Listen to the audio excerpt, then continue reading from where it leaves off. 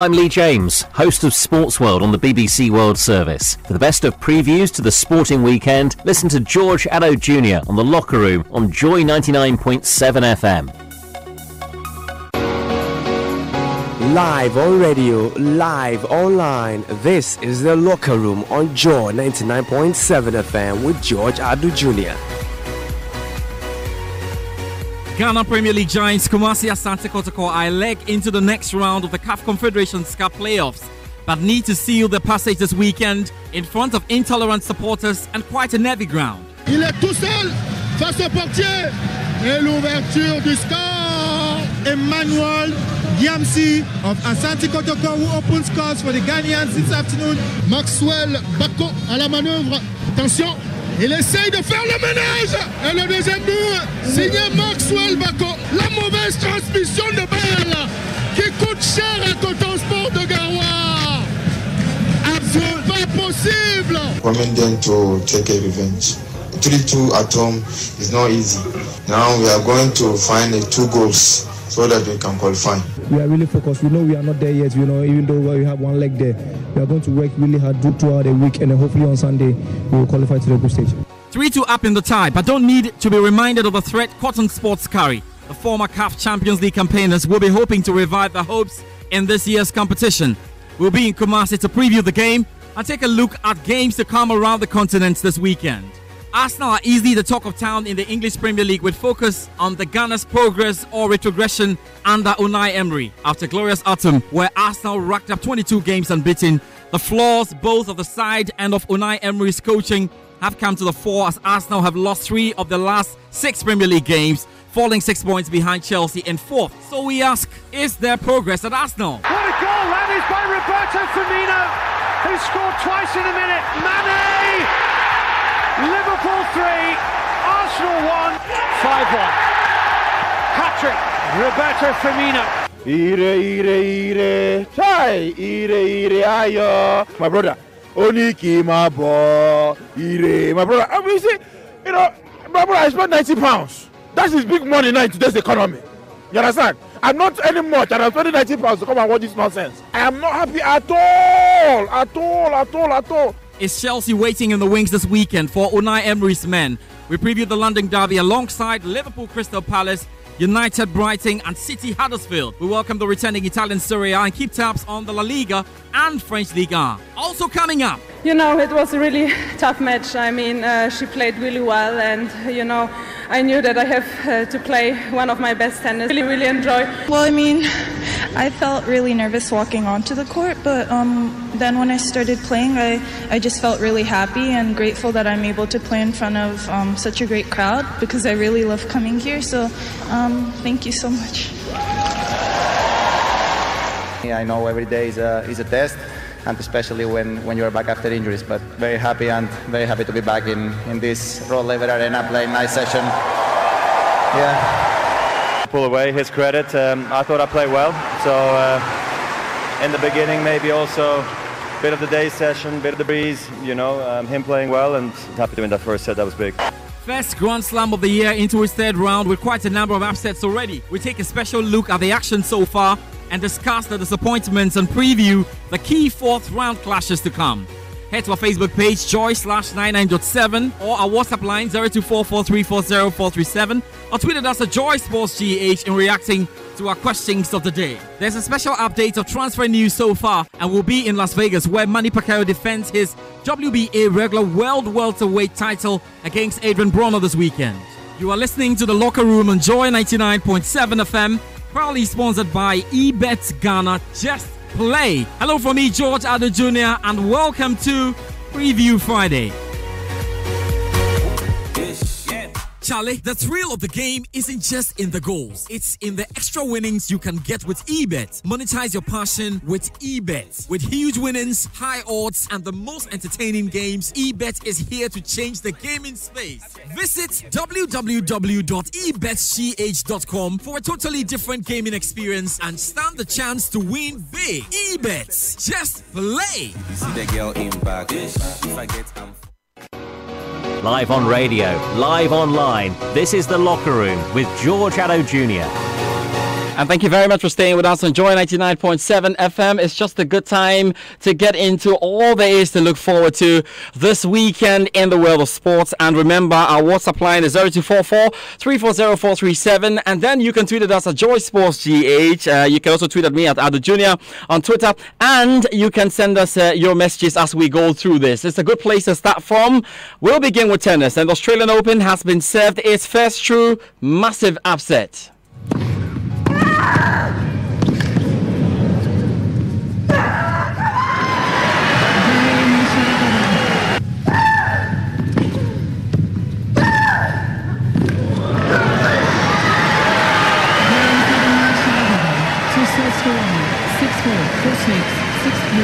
You know, I did my best out there. I was fighting till the end.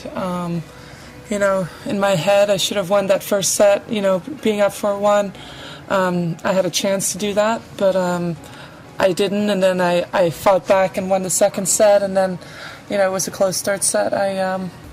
It just wasn't enough today. I did my best. I did all I could, and just came up short. And that's sports sometimes. Well, that's what we really got there, because defending champion Caroline Wozniacki has been knocked out of the Australian Open. Yes, and she was knocked out by five-time Grand Slam winner Maria Sharapova, who provided a reminder of her ability with a three-set win there. Russia Sharapova hit 37 winners and 6-4, 4-6, 6-3 victory to reach the fourth round. It's really sad, because Wozniacki led 4-1 in the first set, only to see Sharapova battle back. But we know quite a number of players in the male division as well have gone through, and the female division. We really have to talk about what's been going on and make some sense of the results we've had so far. The big guns I have to include in the male division have done so with minimum fuss. Joining me on the line to do the discussion is Jeffrey Asari. He's been following every bit of the Australian Open, and it will just be a good time then to get into it. Thanks, Jeff, for the time. We have to start with the analysis with what we've seen, especially with the schedules and how things are changing. We will see Serena later tonight as she attempts to make the fourth round. But what have you made so far of all the performances? Oh, by God's grace, I'm doing very well. I'm just enjoying wonderful tennis at Australian Open. And there's plenty more to come, I'm sure about that, Jeff. But let's talk about what happened all of a sudden with the schedule, because we had a schedule and we were trying to keep up with the time, and it's been made even worse now. We'll have to watch games early at dawn and late at night. Well, I think it has to do with the rains. I mean, I know that there have been weather forecasts from Australia. The Australian Tennis Association have done a great job. They've hired weather forecasters to make sure, especially for the tournament, to make sure that they read the weather and let them do. But there's always a challenge. They have 3 retractable roofs. I mean, the 6 major courts all of them do not have retractable roof. So we have Hisense Court, Margaret Court, her court, and then Rod Laver. They have retractable roof. And so you realize that Stanford Wawrinka's game, a wonderful game against Milos Raonic, has to be delayed. Now, that delay due to the rain, but because the retractable roof takes time before it come up totally to cover the entire court. But other ones, the delay has to occur because there are no retractable roof on those particular courts. So it's unfortunate, but we hope that we don't see much of the rain, because when that happens, it's going to delay some of the games, and we might have crash schedule, or to the extent that it might go a day or two beyond the schedule end of the Australian Open. Well, Jeff, then let's get on to the court issues now. Then we'll see Serena Williams later tonight as she attempts to make the fourth round. But what have you made of her performances so far, and maybe particularly against Eugenie Bouchard? Like Serena Williams, I mean, in 2016, where she was in a very devastating form. So I've seen Serena Williams that is explosive. If you look at her game against Maria Tijana, as well as the game against Eugenia Bouchard, you realize that, look, this is the Serena that we know, who served so much with power, excellent ground stroke.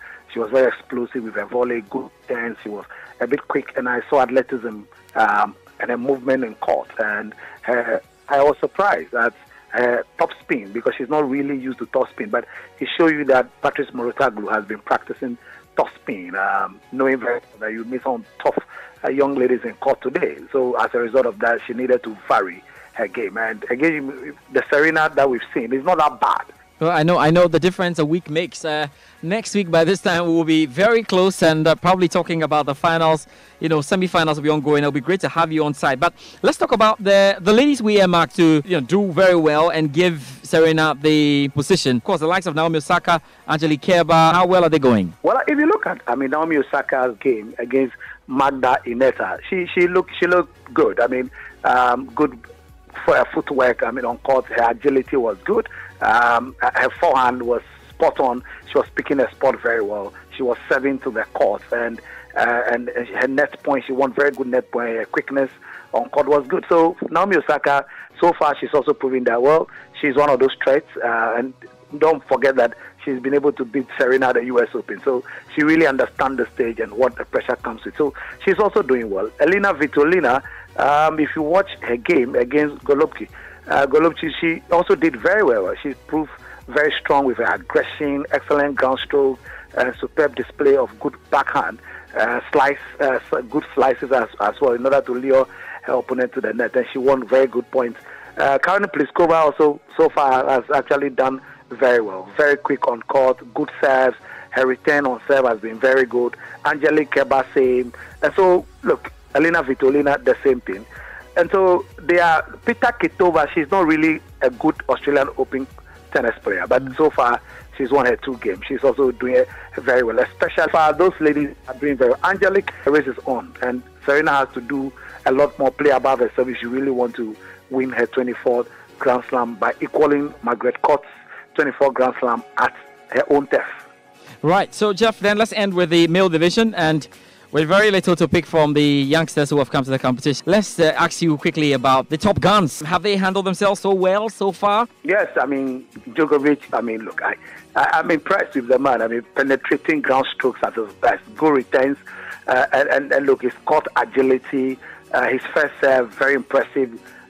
Good, his excellent defensive baseline, transiting from defense to offense, very, very good. So, look, it's the usual Djokovic that we've known, and so he's been impressive. Rafa Nadal, same. He's really not a good, very good player when it comes to the Australian Open. He's one of the only ones. So he's been struggling, even though, as you could say, that he was in the finals against Roger Federer. He lost that in 2016. And so he's been good. So far, Roger Federer himself has been good. Serving very well. I'm impressed with his agility and his movement because of his age. He's 37, will be 38 this year, and yes, so you could see him with a lot of energy. And now what he's doing is he's depending more on slice shots because he doesn't want to burn a lot of energy. So when he does that, it will lure you to the net. Then he delivers what we call a passing shot. So so far the big boys are doing very well. Alexander Zverev is also doing very well. He's also proving that, look, he didn't win the ATP Tour Finals on a silver platter. He deserves to beat Novak Djokovic. So far, he's also doing well. Now, those are people that are caught. So it's interesting. We have interesting times that there will be very competitive matchups come the 4th round and then quarterfinals. Well, Jeff, thank you very much for joining us on the line. And there's more to come on the show. Remember that I think we'll be looking forward to the night session with the likes of Serena Williams in action and Novak Djokovic. But Jeff, thank you once again for your time. You're welcome. Live on radio, live online. This is The Locker Room with George Addo Jr. We've got a riveting game, currently ongoing between Marin Cilic and Verdasco. It's interesting because Marin Cilic was 2 sets down, is 2-all now, and he is in pole position in the final set to try and win this. We'll keep our taps on that and bring you up to speed. There's more coming up, when we talk about the tennis, and there's a night session to come. We'll see some big guns as well try to do it, but we'll have to quickly move in now and do the boxing. There's a bit of boxing to talk about this weekend as well. It's good for me to have a good fight in this January 19th because this is my first fight being at the age of 40. I'm stepping into a place there that only somebody can dream of. 29, main event, pay-per-view. It's not a mystery, he's been knocked out before. Not once, not twice, 3 times. And he's been put down a lot too. And it's many blueprints to beat man. I have to make sure that I'm not careless in the ring and aggressive, throwing a lot of punches, power punches. He's a kind of fighter that you cannot underestimate or taking him lightly. He's a former champion and he's a good. I'm sure trying to make the voices out there, quite easy to do. 8th Division World Champion Manny Pacquiao returns to action this weekend at the MGM Grand. And what a way he's going to be doing this. He's got Adrian Broner to face. It's a big one, and we'll have to do some analysis on what this bout really means and why we should be getting into all of this for either boxers. Joining me in studio to do the analysis, Hans Mensaudo, my colleague. Hans, how are you doing this very well, afternoon? George. Very well. Yeah. Big fight to look forward to. Big one. Very, very tricky also, I must say. And you mentioned what it means for boxing and for both boxers, and maybe I should begin from there. Yeah, maybe let's start with that, because what is it really, Manny Pacquiao? For Pacquiao, I think that his legacy is firmly established. He's a walking Hall of Famer, 8th Division World Champion. I don't really think that he has anything to prove, but I think that is a genuine love for the sport. For somebody who has lived all his life in the boxing ring, it's very, very difficult to walk away. Also, he's still eyeing that rematch against Floyd Mayweather, and an impressive win against Adrian Broner gives him the chance to continue to dance with the young dragons. And I'm talking about the younger generation of champions who have come through. Keith One-Time Thurman, Sean Porter, Devon Alexander, name them. And it gives you an opportunity to keep active and possibly get fight with some of these young champions who are there, Danny Swift, Garcia and co. And so that really is it for him. If he gets to stay in the division, it makes the possibility of fighting Floyd Mayweather, a bit more richer. Is Pac-Man really still interested in doing this and taking this far? Is what most fans are wondering. There's only one fight he's eyeing, and that is a rematch against Floyd. Yeah. And for obvious reasons, I think he genuinely believes that he can beat Floyd Mayweather. But for that to happen, Floyd is going to keep him waiting, and he knows. I think that fight will happen eventually. And so he wants to stay active. He wants to prove a point, and he wants the people to demand the fight, which only makes it more lucrative. And for Floyd Mayweather, if it's lucrative, he'll come out of retirement and take it. For Adrian Broner, real quick, I think it's make or break for him. He's lost every fight against, every big opponent that you can think of. He hasn't really fought cracking opponent, but when it's come up against big name opponent, he's lost. He lost against Marcos Maidana. He lost against Sean Porter as well, and Mikey Garcia also. It's a defining period for him. Lose against Manny Pacquiao, and his career is defined as yes, a 4th Division World Champion, a 4th Division World Champion, but one of the most inconsistent boxers ever, even though he's talented. I don't want to say that Broner has a false sense of himself. His talent is undoubted, but he doesn't have the discipline and the hard work to match his talent, and that is why he's been inconsistent. Look, he's lost fights that he probably could have won very, very easily if he was focused. If Broner was a footballer, he'd probably be Nicholas Bentner. Okay. Well, we've got a bonus. We've got a bonus on the boxing. Nathaniel Arthur joins us as well. Joy Sports Editor. Let me pick what you wanted to tell me. Coming into the studio, I've got 4 minutes to do this, but of course, what is your take on Manny, Pac-Man coming back and all of this? My concern for me is the roll-on effect that Manny Pacquiao wants to create. I think that when boxers do their bit for the sport, they need to acknowledge that, look, your brand, yes, you've gone into another phase of your life. Focus on those other areas of your life and make it happen. Look, get out of this studio now. Mention Manny Pacquiao to any person that you see and see the kind of reaction as against just 2 years ago or 3 years ago. Yeah. You understand? That's for sure. And you see, and this is where the forces from within begin to work against you. Because guess what? I agree very much with what Hans just said. Hans has said regarding Broner's consistency, and considering that he's been a very big part of Mayweather's camp for a very long time, you'd have expected a certain level of discipline and a certain level of quality and skill. Unfortunately, we do not see it on the big moments when we need to see it, and that is the area of concern for me going into this fight. But I guess that the makers, and I say the makers in quotes, the people who hide in the background and push the buttons in the sport, probably see Adrian Broner as a product that they can push now going forward, because of which if any controversial decision will be taken on the night, on the fight night, it could go against Manny Pacquiao. Exactly. Okay, so this fairly balanced. I mean, for me, from both sides, fairly balanced. You see, in terms of what they bring into the ring technically, I think that Pacquiao might just nick this one. Yeah. I don't think that Broner has a level of hard work to be able to unsettle Pacquiao. Look, to beat Manny Pacquiao, you require an awful lot of hard work, both mentally and physically. You must be mentally prepared because you will suffer. And so if you are not prepared mentally, if you are not prepared physically, then you have a problem. I think Pacquiao has too much experience. Maybe Broner has turned the corner. Yes, he has that Floyd Mayweather style. Yes, he has got that shoulder roll technique. But the difference between Broner and Mayweather is this. In executing the Mayweather style, you have to be flawless. One flaw in there, and you will pick the part. You see, guys, let me do I want to pick expert advice so I can wrap my boxer now. And this expert advice, at least we know, per what you guys have said, how this bout will be closed and what it's likely to tail. Now, what will be your advice to Pac-Man if you met him today? I mean, talking about or regarding the career. In terms, you know, one of the things that many of us have admired about him is his pace in the ring and his movement. Now, that becomes a very big weapon for him going up against Adrian Broner.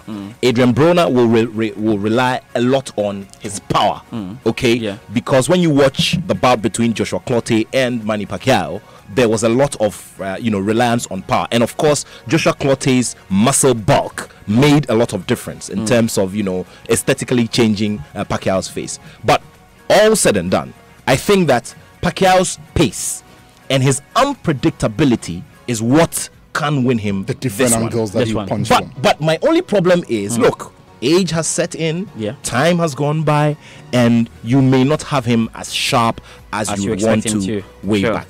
However, so let's see how it all turns out. But it could just be a very slim one for Pac-Man. Are you unmoved in that final comment? Are you unmoved? Well, I think Pac-Man wins this for you? I will call it for Pacquiao, but if Broner is going to win, he has to win and win convincing. Otherwise, I don't think that Broner is going to win this fight with doubt around it. If Pacquiao wins, there will be no doubt about it, and so Broner has got to win in the same fashion. But I'm going to call this one for Manny Pacquiao. I don't think that Broner has got the depth to be able to unsettle Pacquiao. It's going to be exciting. It's going to be explosive. I'm open to a surprise in there, but I'm calling for Manny Pacquiao. Thank you very much, Hans, for joining me on the show, as well as Nathaniel Atto. We'll be looking forward to what happens between Manny Pacquiao and, of course, Adrian Broner. That's coming up this weekend, and you should be looking out for that. Still on the Locker Room on Joy 99.7 FM, and it's just a good time to slide back into it. Let's talk some football. Il est tout seul face au portier. Et l'ouverture du score. Emmanuel Yamsi of Asante Kotoko, who opens scores for the Ghanaians this afternoon. Maxwell Bako à la manœuvre. Attention, il essaye de faire le ménage. Et le deuxième but, signé Maxwell Bako. La mauvaise transmission de balle qui coûte cher à Coton Sport de Garoua. Absolument pas possible. Abdul Fataou of Asante Kotoko scores goal number 3. Yes, that's what happened right there in Cameroon. And we're talking continental football. Ghana Soul representatives Asante Kotoko will be keen on qualifying for the CAF Confederations Cup group stage for the first time since 2008 when they take on Cotton Sport at the Babayara Sports Stadium in Kumasi on Sunday. There's live commentary here on Joy 99.7 FM. So 3-2 up in the tie, but need to complement the results on a familiar but difficult patch they know. We'll be in Kumasi shortly for updates on the team. But let's cross over to Cameroon, where we can hear from football writer Inje Enao-Ebai, who is very, very, very, let me rather put it, he's not confident that, the Cotton Sport guys can get the job done. And he's been explaining to me why he thinks Cotton Sport are just not competitive. Cotton Sport of Garoua, like you may know, haven't played a lot of competitive football lately. Remember that Cameroon's Professional Football League wrapped up at least 4 to 5 months ago, and since then they've played a few friendlies.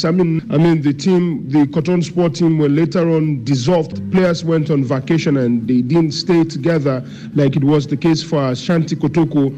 And were it not for the fact that Cotton Sport had to play Champions League games against RSF, Bobo Dioulasso and Ismaili of Egypt, then probably they wouldn't have played any game at all until now. So, I mean, and when you do not play, when you're not active, it's seen. Cotton Sport haven't yet, because they haven't been playing together for long, the coach hasn't been able to spot certain problems which were obvious. I mean, the two centre-backs are not playing well together. Cotton Sport really needs a defensive midfielder and a creative midfielder, which they do not have. They've got goal scorers. They have Dauda Kamilis, they have Geme Araina, they have Francis Elimbi. Unfortunately, one of their brightest prospects, Moise Sakava, was absent from the team sheet because he's going over to France to the League One to play for Rennes. So it's a complicated situation for Cotton Sport of Ghana. They haven't been competitive enough. And when you look at the way Ashanti Kotoko played, they were explosive last. They were the first on the ball. They were very creative. I mean, there's not enough to hope for thinking that Cotton Sport will get a positive result in Kumasi. Injay and now by not too confident about Garoua getting the job done at the Barbera Sports Stadium. Now time to find out how the spirits are high and lifted there in Kumasi. Thank you very much for joining me on the line. Delali Atiasi, he's a Love FM sports editor, and we'll be seeing you on Saturday. But how are you doing, Dela? I'm very well, waiting for the arrival of you two. That's yourself and Benedict. I'm waiting for you, man. well, we'll see how that really goes. But let's get into Kumasi Asante Kotoko now, and let's deal with the mood in Kumasi. What are the fans saying, on the streets? How excited are they for this match? I would say it's been a while since you have this sort of feeling. Going into the Kotoko African Cup game, and you can't begrudge the fans. It's been the talk of the town ever since they won that first leg by 3-2 last Sunday in Yaoundé. And so Kumasi is a very expectant town. The major focus of discussion, apart from the morning shows talking about the sporting programs, has been the game between Kotoko and Cotton Sport Garoua. As I speak to you now, there is a group called Awareness Group. Remember, I spoke to you about them when they were playing against Karabakh Sharks. Yes, right. Yeah, when they went around the stadium with them candles. They got miniature flags, red flags of Kumasi and Kotoko printed on it, and they've gone around sharing it to radio stations for calling people to come and pick it. And they are also going through town sharing these miniature flags as well. As I speak to you now, they have hired a truck. They have loudspeakers on it, blasting the song of Kumasi Asante Kotoko, and they are going through the principal streets of Kumasi, especially in the business district, through Edum, Kejitia, Asafo, way to Bantama, just trying to create awareness, trying to let the fans know that indeed there's a game coming up on Sunday, and they have to be part of this game, and why they should be part of the game. So, I mean, Kumasi is very enthusiastic about this game. Already, the color red, they devoted their week for a red outfit. It's not caught up so well, but at least I've picked up information today that already you could see the red around town. So we are hoping that on Sunday, the red will be paraded at the Barbera Sports Stadium to make the place intimidating for Cotton Sport Garoua. The gates will remain the same as they charge for the Karabakh Sharks game. 20 cedis for the popular stand. The popular stand covers every part of the popular stand. The scoreboard, Amakum, and the center line, 20 cedis. The wings are going for 50, and the VIP stuff is going for 80 cedis. So I would say that the town is ready, bracing up for the game on Sunday. Well, we've actually heard from Cotton Sport and what they're doing. So let's end this discussion quickly then on Kumasi Asante Kotoko on the team, and more about who is likely to play where. In the first game, you spoke a lot about Coach Siki Akono ringing the changes. Is he going to do the same? Is it going to be a fairly stable team from what we saw in the first leg? Well, what could change in the Kotoko team could be the substitution of or the inability of that is Augustin Sifa to be part of this team because of accumulated yellow cards. And so Coach Siki Akono might vary the left and the right flank of defense. Amos Frimpong will go into the right side. and then Abbas Mohammed will come to the left. Then we have Ajima Bedu and Ghani or still manning the central part of defense. That could be the possible change that we could see in this team. Observing what they've done in their last 2 training sessions, I guess that is going to maintain that team that played in, that is Yaoundé or Garoua the last time, when we had the likes of Richard Senano, Emmanuel Jenfi, Maxwell Bako, Kwame Bonsu in the midfield with Sonny Akuba and Abdul, the former Portland Timbers attacker, Abdul Fattah Safiu up front. And so we are not going to see major changes. And one will say that you will not want to change a winning team. That is what probably we are going to see from the Kumasi Asante Kotoko team. Now, they know definitely that, winning this game will mean that it will be the third club or the third Ghanaian club since 2009 to make it to the money zone or the group stage of any continental competition. So the stakes are high. They have the advantage. We are hoping that they are going to build on that advantage and give the result that all Ghanaians deserve from them on Sunday. Success as always. Thank you very much, Delali Atiasi, and see you soon. We'll be bringing you that game live on Joy 99.7 FM and also live on Love 99.5 FM in Kumasi. So then let's talk about the other games to look forward to, shall we? Selwyn Saki has a wrap. There are games in the CAF Champions League as well as the CAF Confederations Cup. Here's Selwyn. Ahead of their Day 2 tie against ASEC Mimosas of Cote d'Ivoire, the rank and file of Nigeria's flag bearers Lobby Stars admit a Herculean task awaits them in Abidjan. While Lobby Stars grabbed a vital 2-1 in their Group A opener against Mamelodi Sundowns of South Africa, ASEC suffered a damning 5-2 away loss to Wydad Athletic Club of Morocco. Consequently, there will be fireworks at Ofe-Boigny Stadium on Saturday when the both sides clash in another Group A encounter. Orlando Pirates will play host to Horoya AC in the CAF Champions League Group B match at the Orlando Stadium in South Africa on Friday. The Buccaneers began their Group B campaign with a 0-0 draw with Zimbabwean champions FC Platinum away last weekend. As a result, the South African Giants remain undefeated in this year's competition, having recorded 3 wins and 2 draws. They are placed 4th on Group B standings, level on points with leaders Esperance de Tunis, who are defending champions. Pirates head coach Milutin Mitchell Sredojevic stated that the group is wide open ahead of the 1995 Champions League winners clash with Horoya. Meanwhile, Horoya kicked off their group stage campaign with a 1-1 draw with Tunisian giants Esperance de Tunis at home last week Friday. The Guinean champions are now undefeated in their last 2 Champions League games, having defeated Libyan side Al Nassr before facing Esperance. They are currently sitting on the Group B standings, level on points with Esperance after match day 1. Horoya midfielder Nabi Souma is hoping to help his side secure a good result against Pirates in the city of Johannesburg. Egyptian side Ismaili and their Tunisian visitors Club Africain will seek to revive their hopes when they both sides lock horns in Ismailia, about 220 kilometers west of Cairo, in a Group C Day 2 clash on Friday. Ismaili conceded late 2 goals on 10-man TP Mazembe in Lubumbashi last weekend after missing a penalty just before the break. On the other hand, Club Africain also received a last-cap shock, falling at home to Algerian debutant CSC Constantine.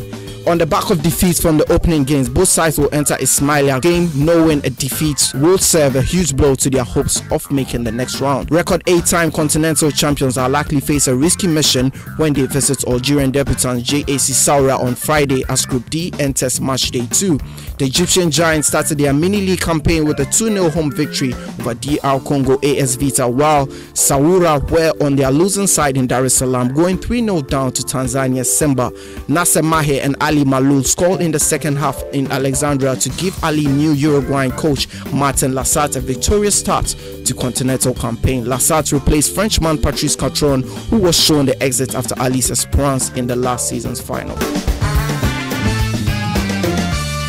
Selwyn Saki there with what to expect just around and on the continent. We'll see how that goes. Can we just talk about the Joy Sports BBC Two-Way Series? A quick chat on the English Premier League with the Chelsea-Arsenal game to come. Here's the BBC's Mas Faruqi.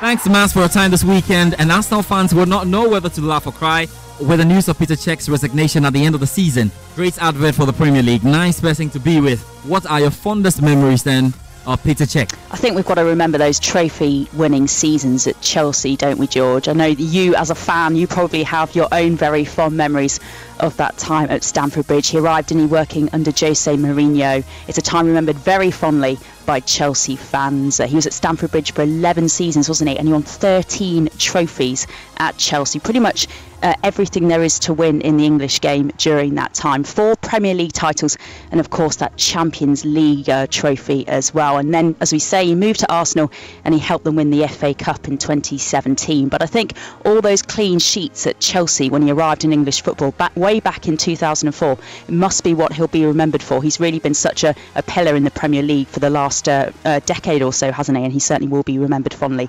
certainly by Chelsea fans and also by Arsenal fans, I think. Let's get to the pitch issues now. And Arsenal fans are in a bit of a dilemma deciding whether there has been marginal or significant progress under Unai Emery. What's your take? Indeed, it's an interesting one for Arsenal fans, isn't it? There were those 2 defeats at the beginning of the season, so things didn't start in very well, did they? But then there was that long unbeaten run, which looked like real progress had been made under Unai Emery. You'd expect that a team, when they've been managed by one man, as they had done previously, Arsene Wenger, for so many years, it might take a little bit of time for Unai Emery to put his real stamp on this team. But it looked like it was working. There were 4 or 5 players, weren't there, brought in the summer as well. Lucas Torreira, for example, who's become a real favourite with the fans. It looked like they were all gelling. They were all playing well together as a team. But then there's been this wobble in the last couple of weeks, hasn't there? A couple of defeats, and they haven't played very well. The team hasn't looked great. You think of that one at West Ham last week in particular. Arsenal looked flat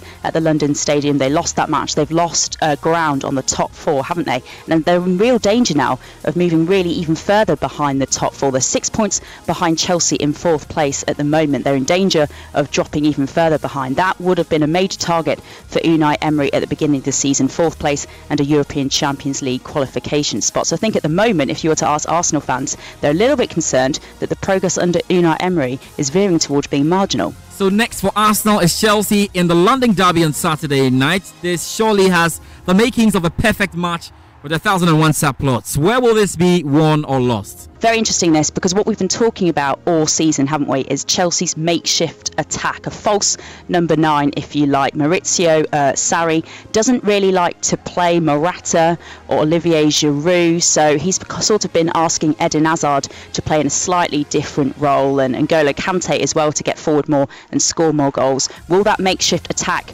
be prolific on Saturday? Will they be able to beat Arsenal? I think that's certainly Chelsea's play, what we're looking out for. For Arsenal, we've mentioned it already really in that defeat at West Ham last week. It's their defence. I think unless that can really the players can really work well together, I think they're really going to struggle against Chelsea. I think Chelsea are in better form in the two sides at the moment. There's not a lot of love lost between these 2 sides, is there? And I think that we can probably expect Chelsea just to edge this one, I think. The English Premier League title race seems fairly stable now, with both Liverpool and Manchester City doing their best to give us a classic run-in.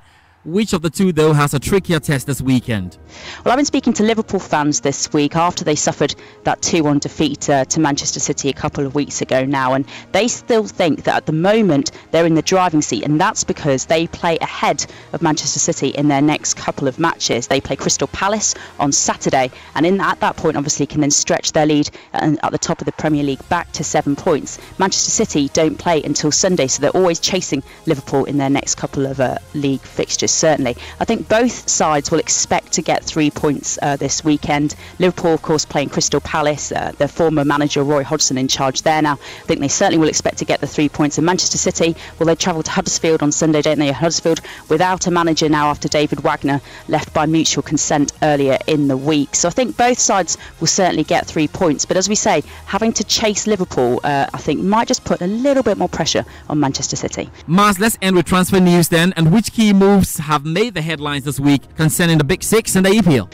Well, we talked about this already, haven't we, the last couple of weeks, but certainly I think Chelsea and whether they're going to try and bring in a striker is one of the main bits of transfer news at the moment. It looks like Callum Wilson, who was rumoured to be on his way to Stamford Bridge, now might be a bit too pricey now. Bournemouth have priced him at over $80 million if Chelsea want to make a move for him. I think they've decided that might just be a bit too much money and are looking elsewhere. We've already mentioned that Gonzalo Higuain is a player that Maurizio Sarri is a big fan of. He played with him, managed him when Napoli when Gonzalo Higuain played under him there, scored plenty of goals, so that might be an option for Chelsea, certainly with Alvaro Morata looking like he's on his way out of Stamford Bridge as well, heading to Atletico Madrid. Liverpool, well, they're doing fine up front, aren't they? But it's a defender perhaps that they need. They let Nathaniel Klein go on loan to Bournemouth for the rest of the season, and now Trent Alexander-Arnold is injured and looks like he might be out for a little while, so I think they're probably looking for some cover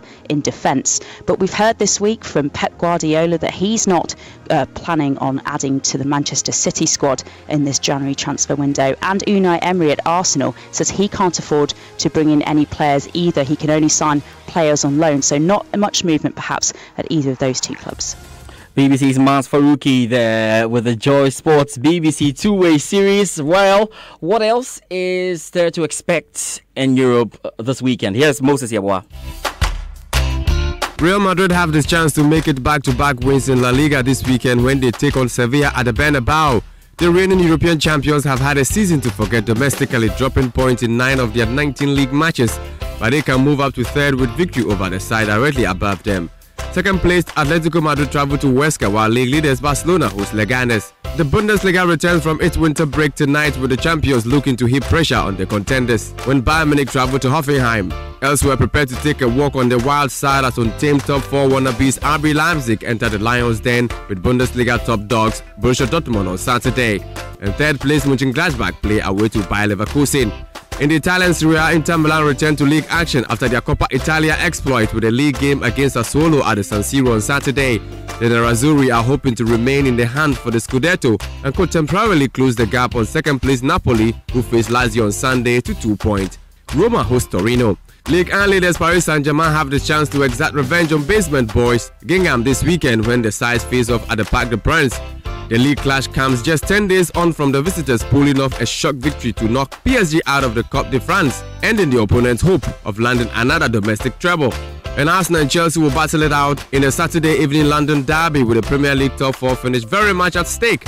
Mauricio Sarri's Chelsea currently sit 4th in the table and lead both Unai Emery's Arsenal and Manchester United by 6 points, a healthy gap, but one which could disappear within a week.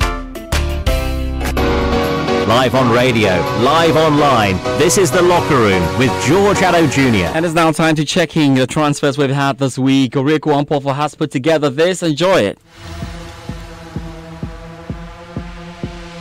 We start from the English Premier League, where Tottenham have reached an agreement to sell Moussa Dembele to the Chinese Super League club Guangzhou RNF, subject to international clearance.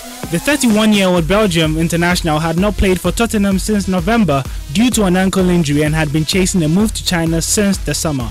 Tottenham made the decision to allow Dembele to leave now so that they can receive a transfer fee with the player's contract set to expire at the end of the season. Spurs had also accepted an offer from Beijing Sinobo, but the midfielder has opted for a move to Guangzhou, who finished 10th in the Chinese Super League last year. Fulham have signed former Liverpool forward Ryan Babel from Besiktas on a permanent deal.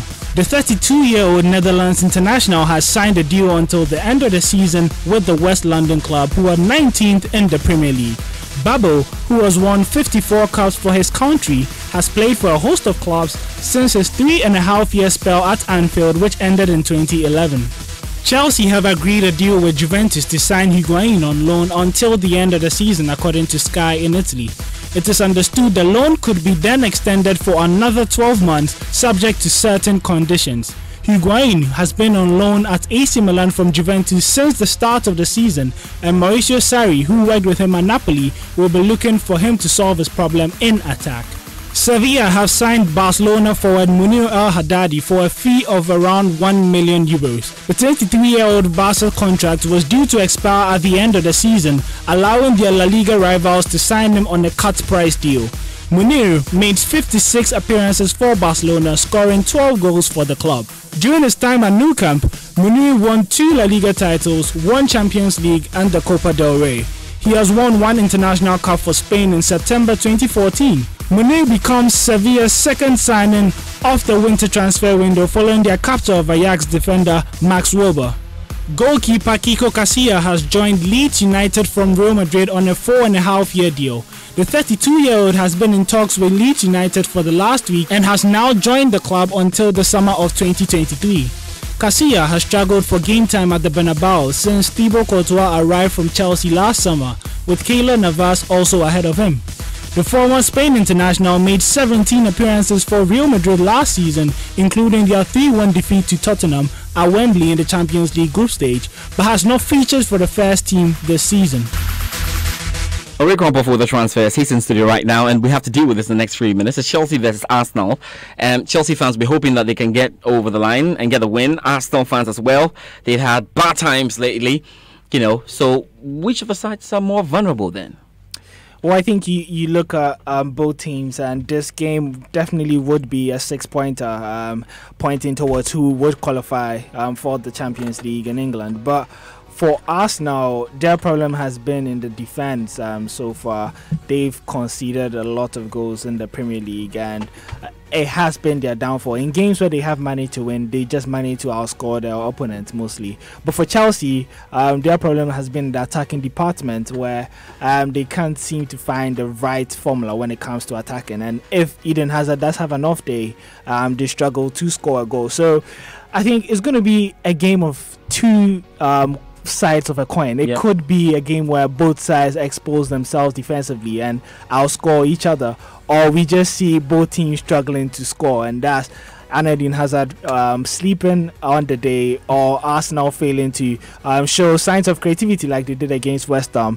But I think you look at the record, and Chelsea have a better record against Arsenal. Since 2011, they have met 14 times and Arsenal have just won 1. So I feel on the day, Chelsea would come out as favourites, but Arsenal would be the underdogs on the day.